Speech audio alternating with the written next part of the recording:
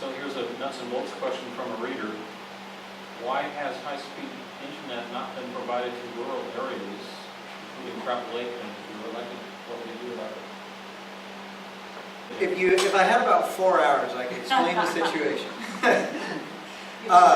But I got 2 minutes. So in 2 minutes, what I can say is that broadband has been exceedingly difficult because we're in a rural community, and there's been barriers to entry by large businesses, and as well as the FCC when we released the CAF $2, which was the Universal Service Recovery Fee.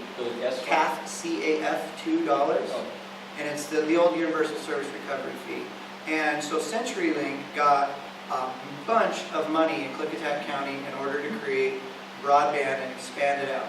But when they got the money, they only had to put DSL, in essence, 10-1. Even though that same month, the FCC upped broadband's definition to 25.3. So we've got millions of dollars that's been invested in Klickitat County in old infrastructure, rather than putting fiber to the houses. And if you talk to a lot of people, we should have been able to take fiber to the house for as much as what CenturyLink was getting paid to put in old DSL lines. It started in 2017-ish. It was a 4-year build out. I'd go to meetings.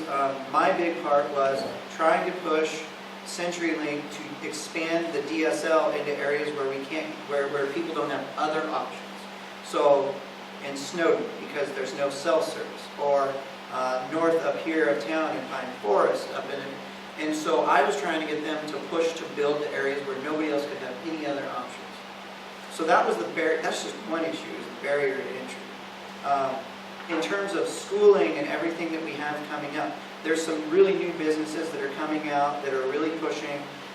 Remember, COVID is also an opportunity, and my cell phone has better internet ×4 than I have at home using CenturyLink. And as long as you have access to the internet, our schools and our legislature will hopefully come up with funds to ensure that those kids can get hotspots. So all you have to do is, it's just like a cell phone sitting in your house that's using the internet, and it's broadcasting Wi-Fi, so your Chromebook, and you can get online, and it's still going to be successful. Where CenturyLink's 10-1, and then at 5 o'clock at night, you're supposed to have it, but you can't even do your internet on it. And it's faster. And then hopefully next year, Starlink will hit.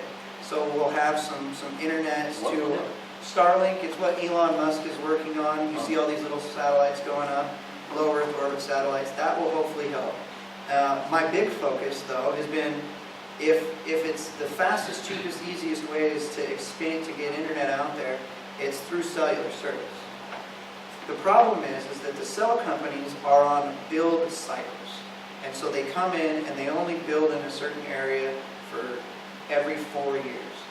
And if a cell service is trying to upgrade to 5G, and they can deal with a million people in town, or they can put one on Diamond Gap and get all of 400 people in Glenwood, where are they going to do? Where are they going to invest their time and effort? So everything that I've been working on has been trying to get them to build more cell service out here and work between emergency management and cell companies to try to create those incentives for them to actually invest in our